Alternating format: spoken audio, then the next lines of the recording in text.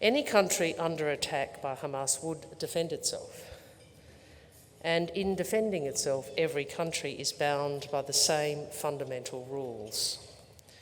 Israel must comply with international humanitarian law. It must make major and immediate changes to the conduct of its military campaign to protect civilians, journalists, and aid workers. It must comply with the binding orders of the International Court of Justice, including to enable the provision of basic services and humanitarian assistance at scale. We need to build a pathway out of this endless cycle of violence.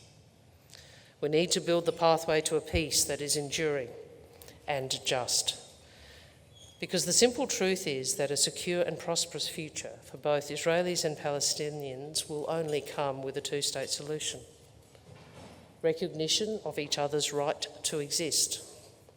A Palestinian state alongside the State of Israel.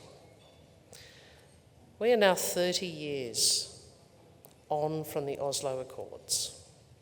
30 years on from the Accords that put Palestinian statehood at the end of a process.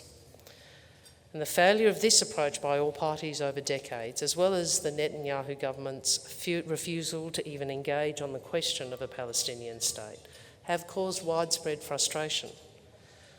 So the international community is now considering the question of Palestinian statehood as a way of building momentum towards a two-state solution.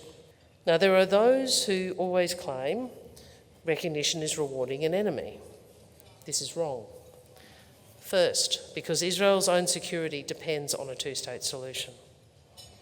There is no long-term security for Israel unless it is recognised by the countries of its region. But the normalisation agenda that was being pursued before October 7 cannot proceed without progress on Palestinian statehood.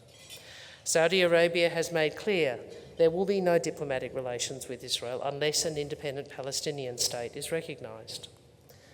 Second, because there is no role for Hamas in a future Palestinian state.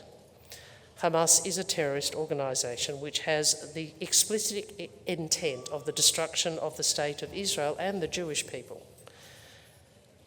And we should acknowledge Hamas rains terror also on the Palestinian people in Gaza. It has long been understood that any future Palestinian state cannot be in a position to threaten Israel's security and will need a reformed Palestinian Authority. Recognising a Palestinian state, one that can only exist side by side with a secure Israel, doesn't just offer the Palestinian people an opportunity to realise their aspirations, it also strengthens the forces for peace, and it undermines extremism.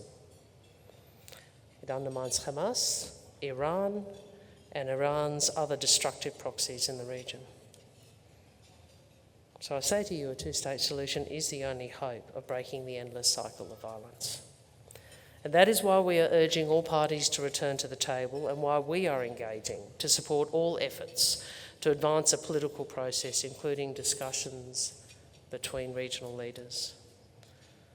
Our diplomacy and our decisions are focused on helping advance this lasting peace, which is what we've always said we would do.